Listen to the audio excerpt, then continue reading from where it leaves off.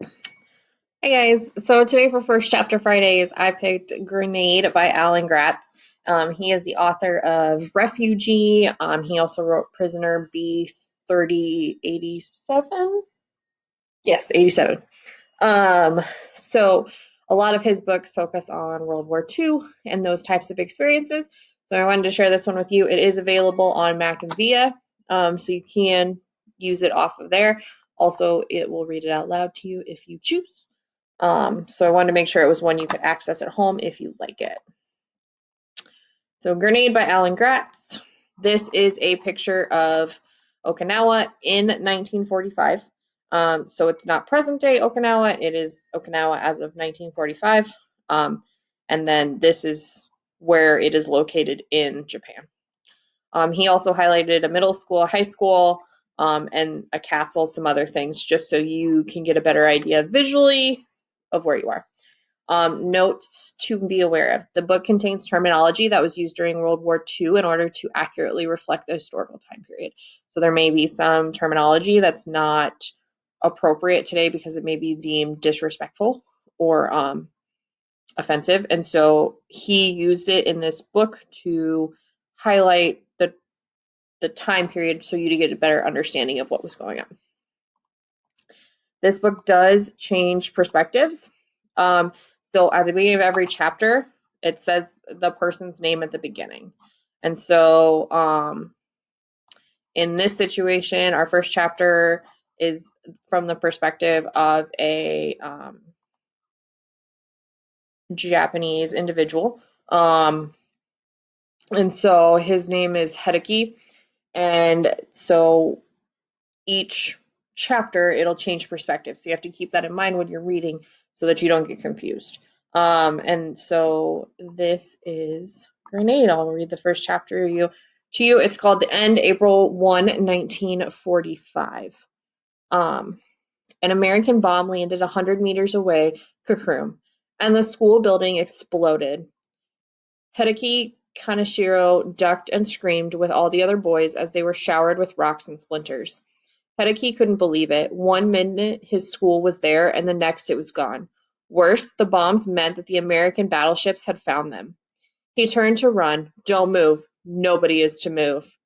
Hideki froze. Every atom of his being told him to run, to find a cave somewhere to hide, but Lieutenant Colonel Sano's voice was so commanding, so forceful, that he didn't move. No one did. Even the governor of Okinawa, who was already 3 steps toward a shelter, stopped in his tracks. "Return to your ranks," Lieutenant Colonel Sano yelled. Hideki inched back into line with the other boys and stood at attention, his heart pounding. Takashi, another fourth-year boy, whimpered softly beside him. Katsumasa, who was Takashi's best friend, stood ramrod straight, a bead of sweat rolling down his face. "What's the matter, babies?" Yoshio whispered from the row of students behind them. "Ready to run home to mommy?" Hideki's neck burned hot with shame for being scared. Yoshio was a fifth-year boy who had made it his personal mission to terrorize all the fourth-year boys, especially Hideki. Yoshio was half a head taller than Hideki, with arms as big as tree trunks and a face full of chickenpox scars that made him look twice as old. Hideki had always been the smallest boy in the school, and Yoshio had never let him forget it. Hideki was 14 years old, but looked like he was 12, with a round boyish face, thin arms and legs, and a short cropped black hair. Hideki had to keep an ear open for whatever stunt Yoshio might pull behind him, but the rest of him was fixed on what was happening in front of him. If he could have moved without being scolded, Hideki would have made a rectangle with his fingers like a photographer had shown him once, to frame a picture of what he was seeing. And what a picture it would have made! 100 boys stood in a small clearing outside what was left of their middle school. All of them wore their tan Imperial Japanese Army uniforms and caps. It was almost 2 o'clock in the morning, and it was dark. The ground shook with the heavy booms of artillery shells falling all around them, fired by American battleships offshore. A single flickering lamp cast an eerie, dreamlike glimmer on 2 rows of students standing on one side of the schoolyard and a row of teachers on the other.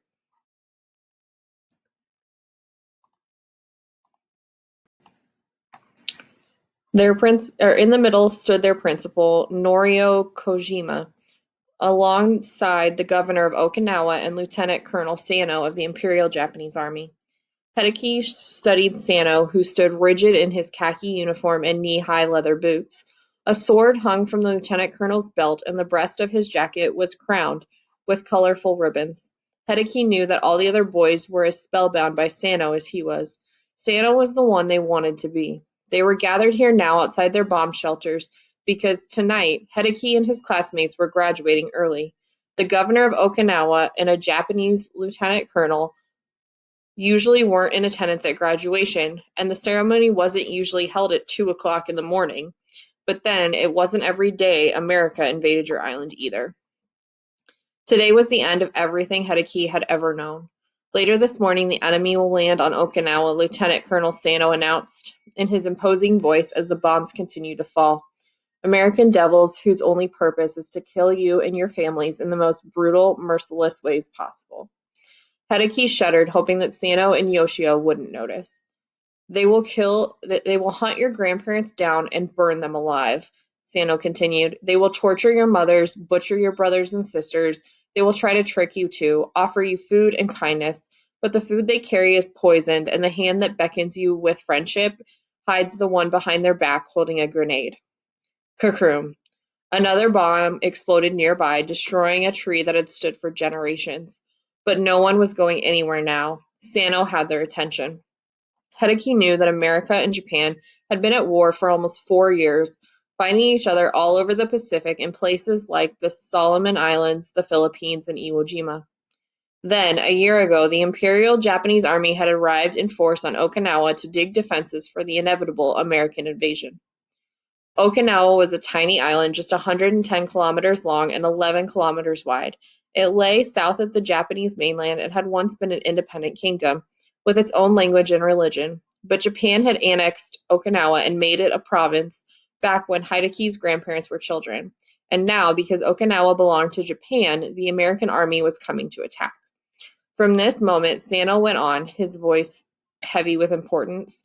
You have graduated from students to soldiers. You are now the Blood and Iron Student Corps. Each of you must be ready to die a glorious death in the name of an emperor. This is your island. It is you who should be fighting for it and not the Imperial Japanese Army. You must fight like demons to protect your homeland, one plane for one battleship, one man for 10 of the enemy. Another bomb exploded nearby and Hideki cowered.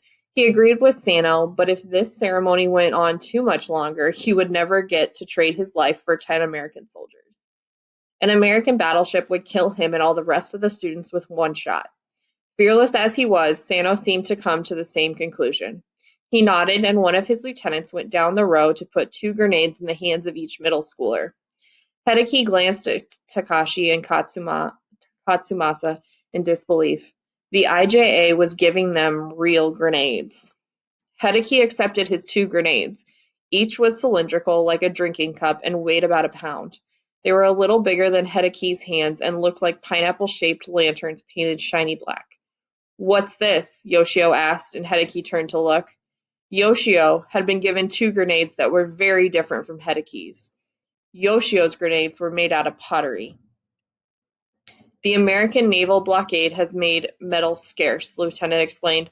Some of you will be given ceramic grenades. Ceramic, Yoshio said when the lieutenant moved down the line. But if these crack, they're useless. He glanced up and saw Hideki had been given 2 metal grenades and quickly took them without asking, pushing his pottery grenades into Hideki's hands with a wolfish grin. Hideki wanted to complain, but he knew it was pointless and would only make things worse with Yoshio. Hideki examined the glazed brown pottery grenades that he'd been stuck with. They were the size and the shape of baseballs, and much lighter than the real metal grenades. Inside the small rubber cap at the top, there was a match-like fuse and a little piece of rough wood. You activated the grenade by striking the fuse against the wood, but Hideki had no idea how fast the fuse burned, and how long he would have before the grenade exploded. The complicated trigger distressed him, and the soft clink of the delicate pottery grenades against each other made him worried they would crack, or worse, explode in his jacket pocket. But if these grenades work, Hideki thought. I can finally overcome my family's curse. I can prove to Lieutenant Colonel Sano and to Yoshio and to everyone that I really am brave. And I can make the Kaneshiro family fearless again.